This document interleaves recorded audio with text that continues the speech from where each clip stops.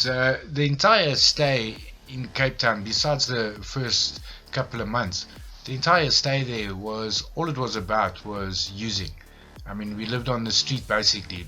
Those little hotels and motels were all for prostitutes and homeless people that were just overnight stays, like shelters. It's the only type of place we stayed in for that time. It was all about the drug use. All we done each and every day was use. Crack cocaine was still the main drug in my life. It's a thing I was using all the time. But now, being in Cape Town, and because it's so easily available, I started also smoking mandrax to come down off the high of crack. So we smoke crack cocaine the whole night, and in the evenings go buy a button mandrax to come down. So that became a habit for a while. Was also the type of rush that I had never felt with crack. It was a completely different rush. Crack gives you a complete upper. It's a upper, so you're wired, you're wide awake, and you're up and you're down. Your mind is thinking, and you're trying to work out plans and how you can get money and all these type of things. Where mandrax or buttons is a complete downer. So smoking a pipe of mandrax, you just go down so quickly and so calmly. It's a disgusting drug, though. Let me tell you. I never got that into it that some users are. I mean, a lot of people watching this, addicts that's watching this, will know what a spit bucket is, a spoeg bucket. They sit and smoke a pipe and then just spit into a bucket. And everybody's sitting in a circle and spitting in the bucket and blowing big mounds of smoke all over the place. It's absolutely disgusting. And then you're like half asleep or passing out on the couches. No, mandrax is a horrible, disgusting, dirty drug that I enjoyed the rush, but I never enjoyed the drug itself. It was something that I really didn't like. A couple of times we had people that came into our room, or people that Susan would know, because she even knew people in Cape Town. Although I had family down there, most of my family, I never mixed with them or saw them at all, simply because of my drug use, and I didn't want to see them. I didn't want them to see me. So, it was all strangers or people that Susan knew. So, like I was saying, only when people came to our room and to use drugs would I see other things. And one of the things that we came across a lot was heroin. I was always inquisitive about it. I still wanted to know the rush, wanted to know the feeling. At this time I was high, I was using all the time, so I was still, I'll try anything once, even after everything I had been through. So heroin I always wanted to try, and funny enough, strangely enough, for as big of an addict as Susan was, Susan would never allow me to have heroin. Okay, look, she couldn't stop me if I wanted to, but she would never allow me to have heroin. It was something that she never wanted us to do. And yet I know for a fact that she had used heroin and she had done it. But she never ever wanted me to do, and she made me always promise not to do heroin. So for a long time, well, as long as I was with Susan, I never used heroin. I never tried it, never used it. We stuck with buttons and crack, and that was it. Another thing I just wanted to mention is Susan as a drug addict. Susan was the scariest person on drugs. When Susan used to have crack, when she used to take a hit of a crack pipe, Susan used to go completely squint. She couldn't look straight. Her eyes used to crisscross completely, and she used to get paranoid like you can't believe. Paranoid and confrontational. She used to look for arguments with me. I'll never forget one night, sitting in Yilbra, we were using, and Susan, I had my hit, and then Susan had hers, and straight away our eyes crossed, and I knew, here comes problems. Let's go. Once our eyes go like that, then there's an issue. So we're sitting there, and she's sitting with a pencil, but she turns away from me. So I'm on the side, so I can't see her, and she's busy doing something, and I'm wondering what she's doing. And the next thing, she sits up, cross-eyed and all, And she starts swearing at me and starts asking me, I don't know what the name was. Let's say Linda. She starts asking me, who's Linda? Who's Linda? Are you effing Linda? This and that. And I'm like, what are you talking about? And she pulls out a pencil and she shows me the name Linda that's been written on it. But what was happening when she was doing, she was writing this name so that she can accuse me of having an affair. So Susan, a lot of times I thought Susan was nuts. Susan was crazy. You know, I mean, Susan one night as well, just to add on, came back from using, also gone for 2 or 3 days. And when she returned, she told me that she had been locked in a room and somebody had tortured her, and she had all these minute cuts on her, but plenty cuts all over. They barely broke the skin, but just bleeding. And you know, obviously at the time, yes, I felt all sorry for her, and you know, I was worried and all of that. But thinking about it later on, and even then, a couple of days later, thinking about it, that was never the case. Susan sat and she cut herself so that she could have an excuse as to why she hadn't come back when she was supposed to. You know? And that's the type of girl she was. Susan was nuts. She was nuts.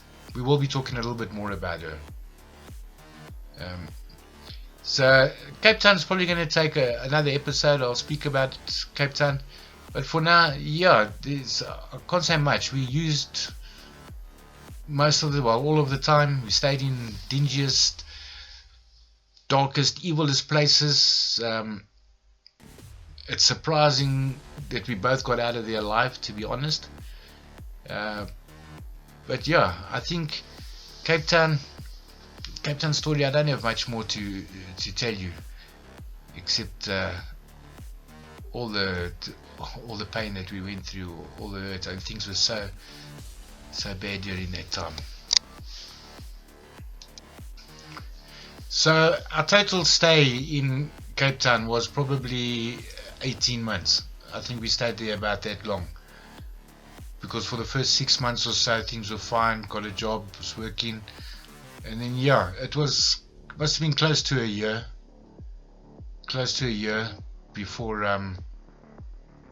before we decided to leave. You know how many times we said we need to leave, we need to get out of there, we need to get right. You know how many times we said we got to come see Jordan, we got to come up and get our child. But my God, the drugs were it took us over. It just took us over. I love to say Satan had a hold on us, because I don't know how else to explain it, that a drug can have so much power over a person. I don't know how else to say it, except that's straight from the devil. That's Satan. That's got his hands around your throat, holding you, throttling the life out of you.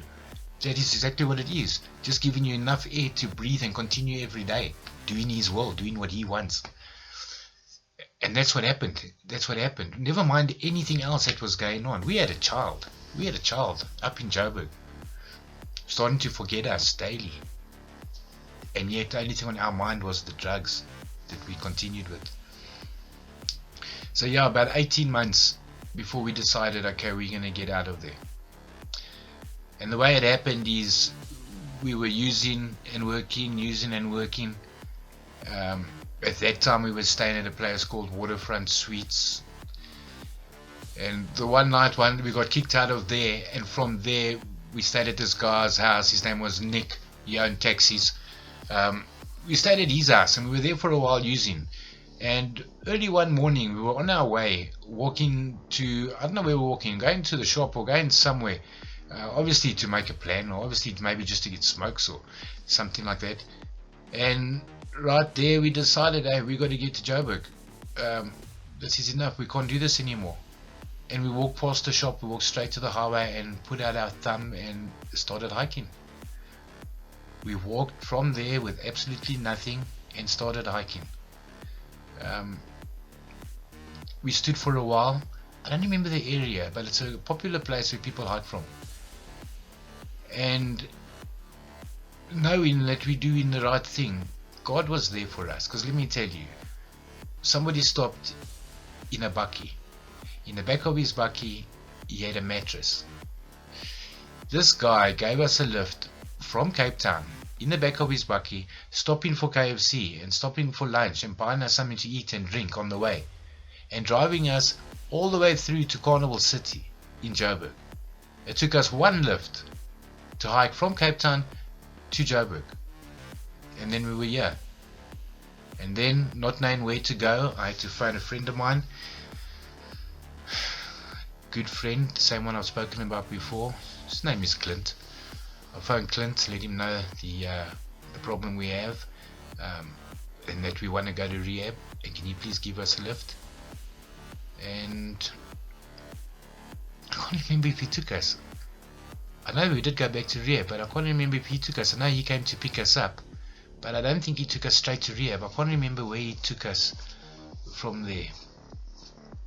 But yeah, after that we made our way back to Machalizoet Rehabilitation Center, now for our second stay, and we'll pick up from there. Thank you so much for taking time out of your day to listen to me, or out of your night to listen to me, listen to my sob stories, and listen to me thinking back on such wicked and evil things. But it's a solution to my misery. It's an honest solution, and I'm enjoying sharing with you. I'm going to continue to do so as long as you will have me. Thanks again for everybody that responded. Please keep on placing comments and saying how's it. I enjoy saying hello to people I haven't spoken to for years. And then also, don't forget, subscribe. It means a lot to me. It helps me to see that people are getting something out of this. And then look after yourselves and keep well. If you know anybody that needs to see a video like this, that needs to hear from an addict that it's not over till it's over. I read a saying today that says it's got to get hard before it gets easy. Let's remember that. But there's always help out there. God is always there. Life is worth living. So find a way. Drop me a comment if you need some motivation. Thanks once again for listening. We'll get together again soon.